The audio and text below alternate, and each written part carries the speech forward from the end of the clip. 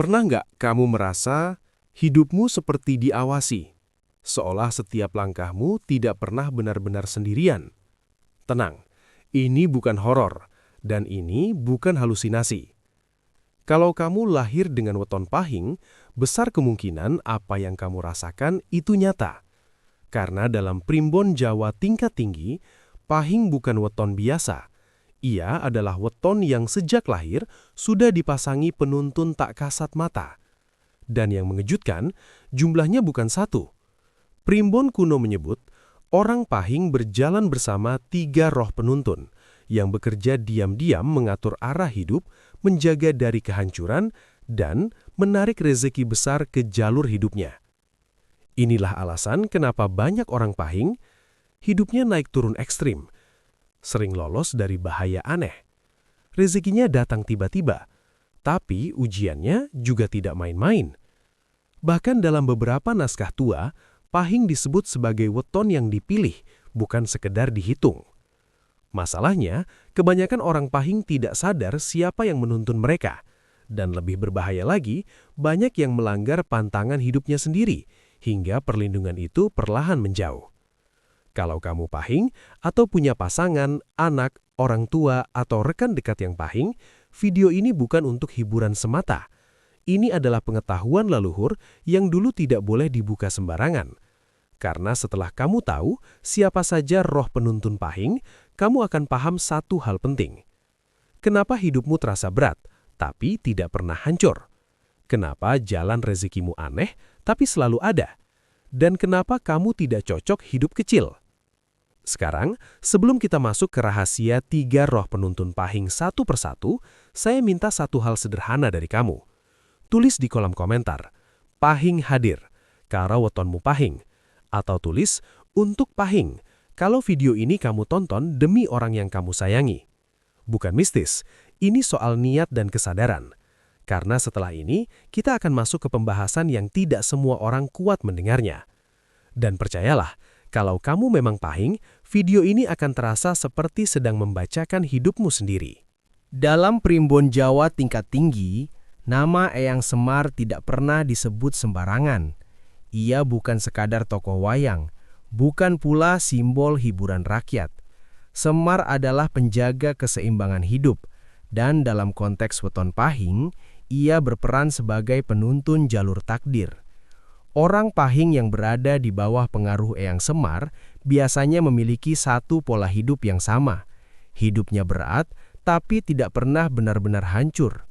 Mereka bisa jatuh dalam masalah besar, keuangan, keluarga, pekerjaan, bahkan harga diri.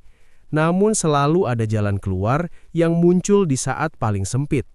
Seringkali tidak logis, tidak direncanakan, dan datang dari arah yang tidak pernah terpikirkan sebelumnya. Inilah kerja Eyang Semar.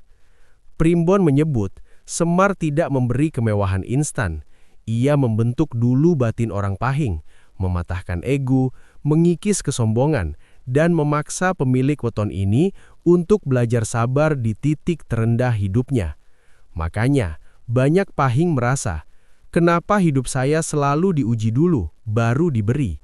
Jawabannya sederhana tapi dalam, karena Eyang Semar tidak ingin orang pahing sukses tapi kosong jiwanya.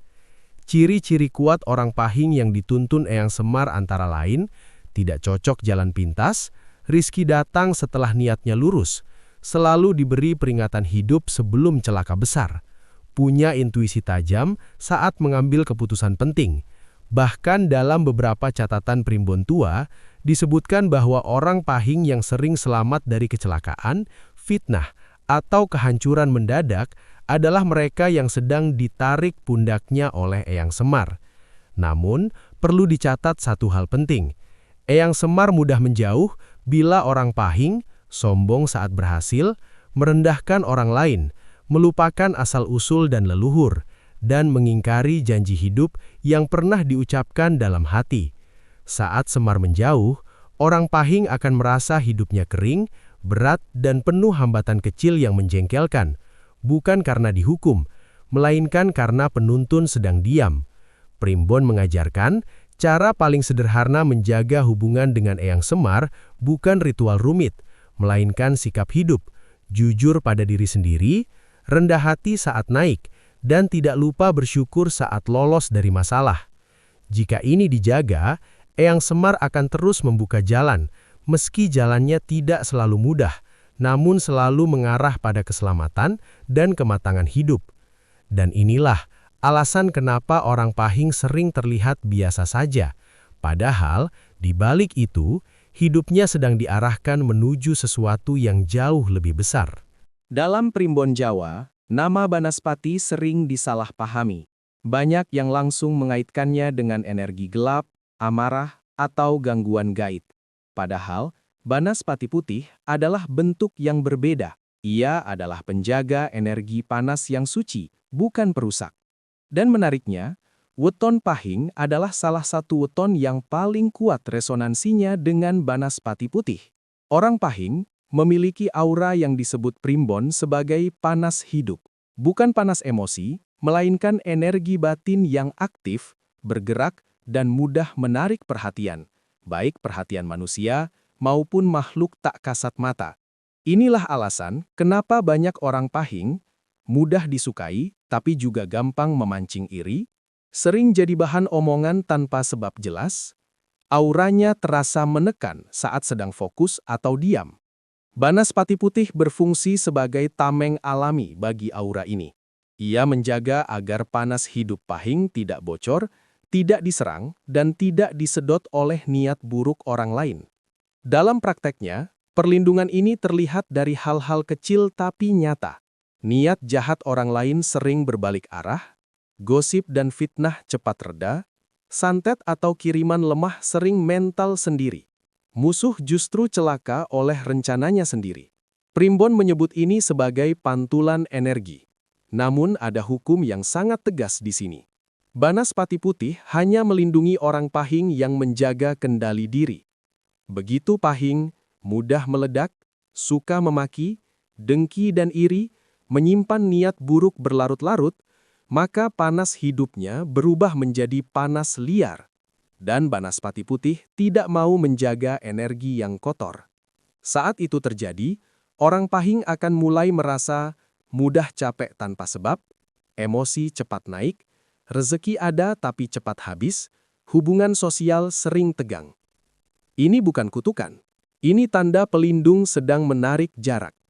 Primbon mengajarkan, cara menjaga keselarasan dengan Banaspati putih bukan lewat ritual berat, melainkan lewat pengendalian batin. Diam saat emosi memuncak, menunda keputusan saat hati panas, dan tidak membalas kejahatan dengan kejahatan. Jika ini dijaga, Banaspati putih akan membuat aura Pahing kokoh dan sulit ditembus. Orang lain boleh berniat menjatuhkan, tapi jalannya akan selalu buntu. Dan disinilah letak keunikan Pahing. Tidak menyerang, tapi tidak bisa diremehkan. Banaspati putih memastikan satu hal penting. Selama orang Pahing menjaga niatnya tetap bersih, tidak ada energi kotor yang bisa lama menempel dalam hidupnya. Nyai Roro Kidul, penarik takdir besar orang Pahing. Dari ketiga roh penuntun yang berhubungan dengan weton Pahing, inilah yang paling jarang dibahas secara terbuka. Bukan karena tabu semata, melainkan karena energinya tidak cocok untuk semua orang. Dalam primbon Jawa tertentu, Pahing disebut memiliki resonansi kuat dengan energi Nyai Roro Kidul, bukan dalam arti hubungan ritual atau pemujaan, melainkan keselarasan getaran batin dan takdir hidup. Nyai Roro Kidul dalam primbon bukan sekedar penguasa Laut Selatan. Ia adalah simbol energi penguasa jalan besar. Kekuasaan, pengaruh, keberanian mengambil risiko, dan rizki dalam skala besar. Inilah sebabnya orang Pahing tidak cocok hidup kecil. Mereka bisa dipaksa hidup sederhana, tapi batinnya selalu gelisah. Selalu ada dorongan untuk mengambil jalan yang tidak berani diambil orang lain, memimpin bukan mengikuti, mengejar sesuatu yang besar meski jalannya berbahaya. Energi Nyai Roro Kidul tidak menarik orang yang ragu-ragu.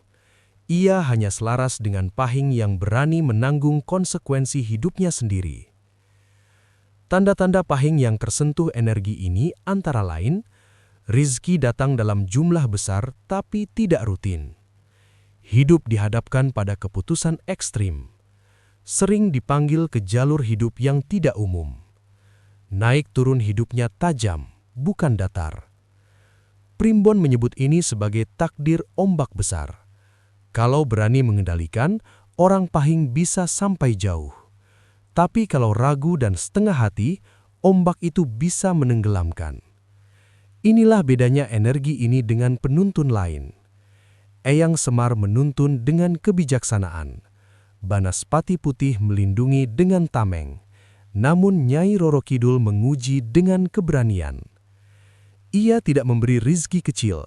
Ia memberi kesempatan besar yang bisa mengangkat derajat atau menghancurkan mental tergantung kesiapan batin orang Pahing itu sendiri.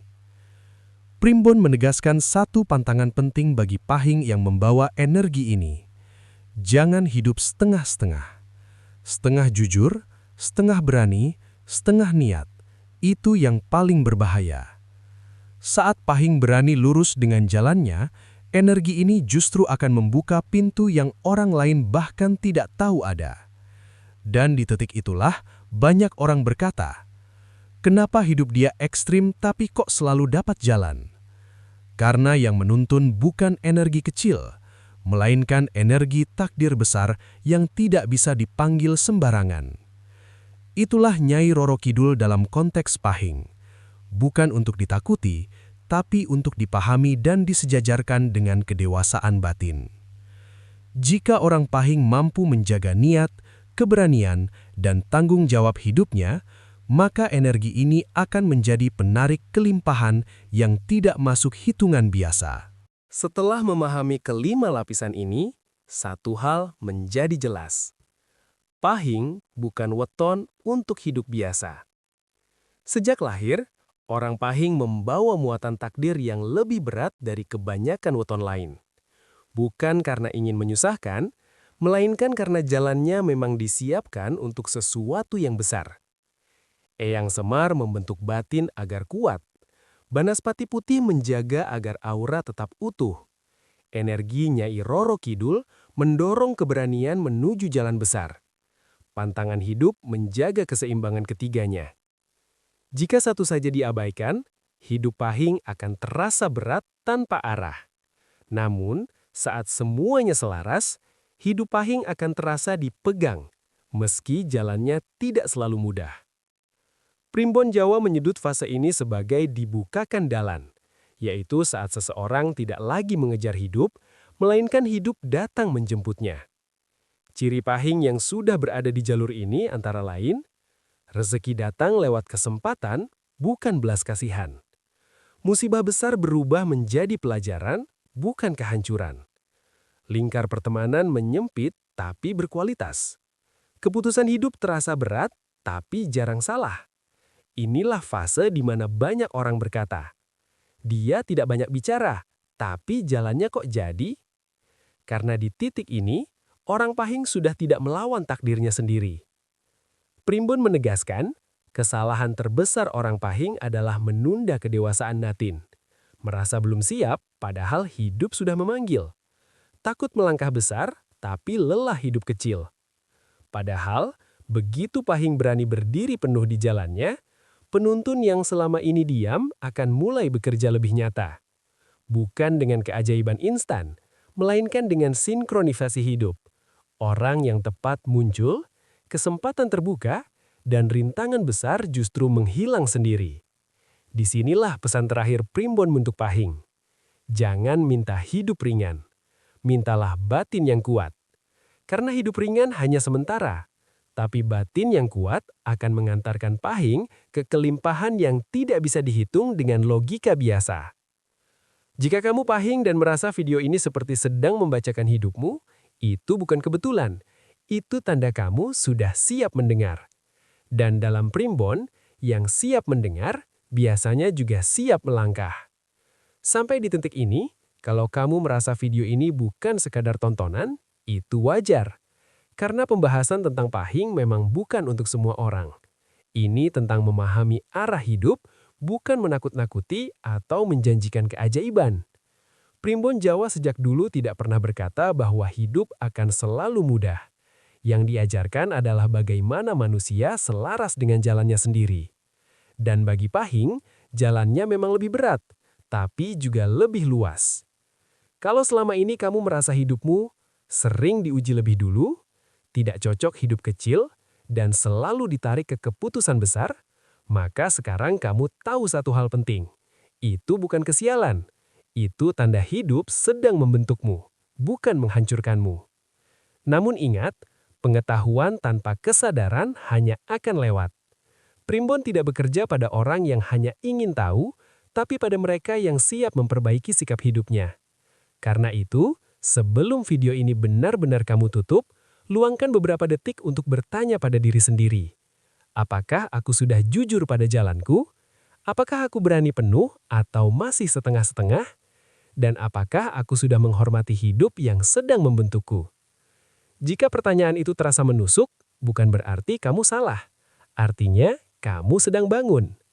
Jika kamu merasa video ini bermanfaat, bukan hanya untukmu, tapi juga untuk memahami orang-orang pahing di sekitarmu, silahkan tekan tombol subscribe. Bukan demi channel ini, tapi agar kamu tidak tertinggal pembahasan penting lain yang mungkin sedang kamu butuhkan meski belum kamu sadari. Tulis di kolom komentar, pahing siap melangkah, sebagai bentuk niat dan kesadaran. Dan bagikan video ini kepada orang yang kamu tahu sedang berada di persimpangan hidupnya. Siapa tahu bukan motivasi yang dia butuhkan, tapi pemahaman. Kita tidak bisa memilih weton, tapi kita selalu bisa memilih bagaimana menjalani takdir itu dengan berkelas. Terima kasih sudah bertahan sampai akhir. Jaga niat, jaga sikap, dan biarkan hidup berjalan sesuai jalurnya. Sampai bertemu di pembahasan primbon berikutnya.